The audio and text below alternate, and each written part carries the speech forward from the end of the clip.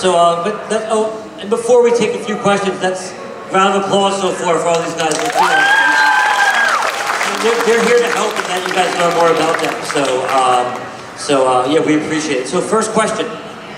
Hi, I just had a wondering, how do you guys go about getting sponsors and advertisers? As young YouTubers, I know that it's probably hard to get sponsored and noticed by the big folks out there that are trying to promote your brand. Do you have any suggestions on how to get started? Why don't you take that? For like working with brands and sponsors and all of that, it really takes one good experience with a brand to help you branch out to others. So first starting is kind of difficult to get into that world, but I would just say come to things like this, like VidCon, where you can meet with brands and you can have face-to-face time and really try and get to know them, and then they can get to know you and see that even if you are a young creator, they can work with you and they can find ways to work with your brand, and just that authentic face-to-face time really helps promote and branch out and create a relationship so that you can do sponsorships and all that stuff later. So we have a lot lined up, so that's shoot. What? Okay, I'm like scared. I'm like, okay. So, how do you guys like plan like meetups with fans and stuff like that? Great question. Great question. So meetups, Zach, how do you plan? So I actually just got off a tour, but I usually like to deciding where I go. I like to hear where you guys are from. You know, I'm not gonna just pick my favorite places. I'll tweet out or I'll post on Instagram like, yo, where are you guys from? So, because you obviously want as many people to show up as you can and go to the places that as many people like are. But yeah, I just like to. That's how I choose mine. That makes sense. You guys similar? How do you do that? Yeah, we're pretty similar. We like to do basically wherever we are. We usually try and do a meet and greet. It's been a little while because we've been so busy, but a lot of the time we'll do what we call like flash meetups, where we'll post like a couple hours before. That way, because I just feel like we can meet, at least if we're meeting like 20 of you, then that's like still worth it. So we do like flash meetups, or sometimes we'll really like get with a brand and we'll find a place and we'll plan it, and it'll be planned for months, and people will know about it. Like it just kind of depends pretty much on your mood. Like sometimes you're like yes, and then sometimes you're like let's just do a flash meetup in the mall, or just like random stuff like that. The Snapchat was very true. That's dangerous sometimes. You see, like you don't forget that you Snapchat and like you walk out of the building, there's like 30 people and you're just like, yeah, that's so accurate. We were at Chick-fil-A one time. That is so accurate. It happens. What they're saying is you got to be careful not to. If you're at Chick-fil-A, don't post. Okay. Next, right there in the front. Where is Zach? I love you so much. I love you too. How do you guys deal with the negative comments, like the hate? Good question. I tell myself this all the time. Not everybody's gonna love you. There's so many people in this world that like it's impossible. Not everybody's gonna like you, and I've come to realize that, and like I know that. So it really it's just helped me to like ignore it, just like push it to the side and realize how much positivity I do get, like all the positive comments I get, and just like not even read the negative ones. So what he's saying is the more positive love you do, it drowns out the negative. Yeah. So Brooklyn Bell, would you concur?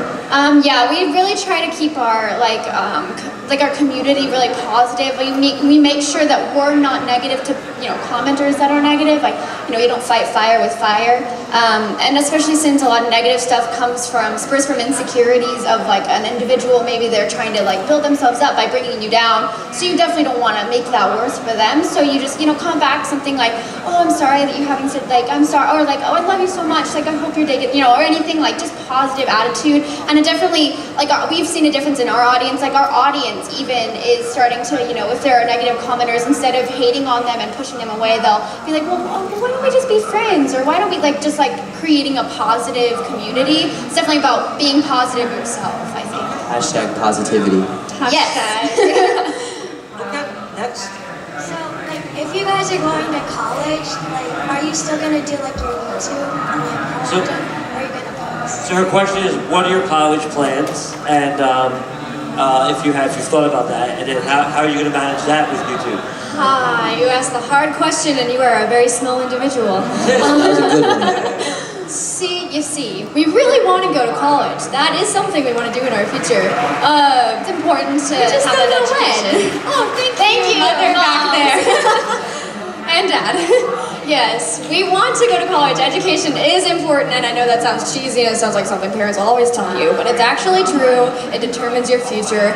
But we just don't know when. So we are going into our senior year next year, and yes, we go to normal school, so we will be dealing with that and figuring out all of our college plans. And as of right now, we are touring college campuses, but we do want to try and continue our YouTube channel as we go into college. It will get busy, but we will do it because we love our viewers and we love the lifestyle that we have when it comes to We'll probably go to the same college, so it'll And be just pretty make sure you don't take any classes on Wednesday at 4 Central. Yeah, no kidding. Yes, we will just have to find a way to work around it. But yes, college is a thing, and YouTube will be a thing when we go. Your thoughts on the school? When you see, where'd she go? I feel weird when okay, hi. So yeah, obviously college is like something like I want to do. I'm stuck really, like I don't know. There's really like just been so much going on right now that I've really been focusing on that. But yeah, of course, everybody needs to go to college. I think it's important. Everybody needs that education, and it is going to get you in somewhere in life. So yeah, college is very important. Awesome. Okay. Next. First of all, I'm Zach. We're reuniting tomorrow. You're reuniting? Yeah. You're going to a meet group? Yeah. Yeah, what's up? And I have a question. Okay, so who is the person that inspires you to do what you do? I would say social, like, so I've been doing a lot of music lately, and you know what I'm saying, my boy Shawn Mendes, you know Shawn. Shawn's a really big inspiration on me because I do a lot of music as well, and he started just how I did. He started on social media, did Vine, and he was known as a social media influencer, and then he started doing music, and like, now he's, you know, Shawn Mendes, everybody knows him for his music, so I really do look up to him and what he does. Awesome. Next. And thank you for your questions. They've been fantastic. This is kind of a fun question, but if you could choose one social media for the rest of your life, I guess, which one would you choose and why? Ooh, that's a hard one. Great question. So what they're saying is Brooklyn Bailey, or I think I know it. One social media, the rest only pick one. What would you say? YouTube. Yeah, definitely YouTube. Zach? Yeah. YouTube? Yeah, almost at a million when I say YouTube. Right. YouTube. Can't stop now. So next. Hi, I want to say happy birthday, Zach. I love you so much. I love you too. Hi. And Zach turned 17 today. And my mom had a channel, and we were like, it was a blog for a long time, and it kind of developed to a channel, and then we started our own channel after that, and now we are running like we have a bunch of channels with our whole family, so it's more like a family business for us. Everybody's involved, everybody has a job. It's gotten to the point where we're doing so many projects and stuff that we do have people helping, you know, managers, and we have people at home with the creative, but my dad still helps film our videos. We'll film our own videos. My sister will help film. She'll take pictures of us. It's just like, you know, everybody has a job and everybody kind of just does what needs to be done. So yeah, we do have help, and it's mostly just from the family though. Yeah, we don't have anyone writing scripts because we don't script our videos, and for like camera stuff, it's mostly just family members filming. We just learned over time how to work the camera, especially my dad and my mom. They really helped with that one, and then they taught us, and so we were able to film our own videos. And it's just mostly a family thing. Honestly, you just kind of have to commit and learn yourself. And if it's just one person doing it, then it might have to be one person doing it for a little while until things become overwhelming, and then you really need to branch out and get help. But yeah, it could be one person or it could be many, depending on the size, depending on the time, depending on the age. I do it by myself, and I think that's the best way to start because that's how you learn. I do all my editing, all my scripting. If I ever need help, I get my friends. And it has really worked out for me because then I get more creative control over my videos. And yeah, I agree with what she just said. The filming and like editing and all of that, and like just content itself, that's all me, and like all that is just because I feel like if I have help with it, you know, it's not 100% me, so I feel like when I'm in control of it, like I can really like do and make what I want. But when it comes to like the business side and like merchandise, touring, all that, my mom, She's not looking at my mom. My mom helps out with that. My manager. I have there's a website called Merch Junkie, and that's where all my merch is. And there's a lot of other social media people. I don't know if you guys have seen it, but like Lauren's on it. A lot of people are on it, and my mom actually runs that website. So like now she's been involved with my social media because of how big it's gotten. She runs like the merch house is at her house, like and like right outside my room we have like these big things with merch. And what sells best? What merch sells? Ooh. Yeah. If you could only have one piece of merch, what would you sell? Them pop sockets. Y'all like pop sockets. Those be selling. But pop sockets and for sure tie-dye shirts. Like they love the tie-dye shirts. Do you guys have just what merch has worked for you? I know you said you had the makeup. Yes, we're working on it right now. So if we had to pick one, does makeup count? Like honestly, mascaras. Like we love That's mascara. our priority right now. Yeah. So. Cool. A few more questions. Next. Hi, thanks for being here.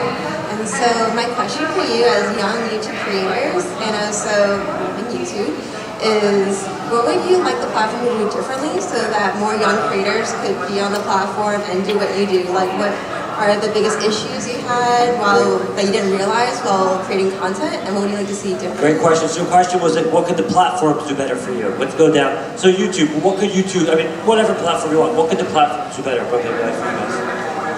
I think that's kind of a hard one to answer. It's just a learning process for sure. I think there could be ways to make it easier for a younger person to learn the ins and outs of the whole YouTube world. It gets really complicated on the back end. So I think there are ways to make that simpler, but honestly it's just something you have to learn if you're gonna join the world of YouTube. You just kind of have to learn to navigate it on your own. I feel like YouTube as YouTube people, maybe taking younger creators more seriously. I feel like some people are like, oh, you're just 12. Yeah, you're not, this isn't what you want to do. This is just a hobby. I feel like taking them more seriously, maybe treating them like adults and talking to them like adults, and even if they may not know every in and out of YouTube, maybe teaching them and just that kind of thing. I feel like that might be better at events like this, better for younger creators to feel more inspired and less intimidated by all of the older people that might be on the community. That's a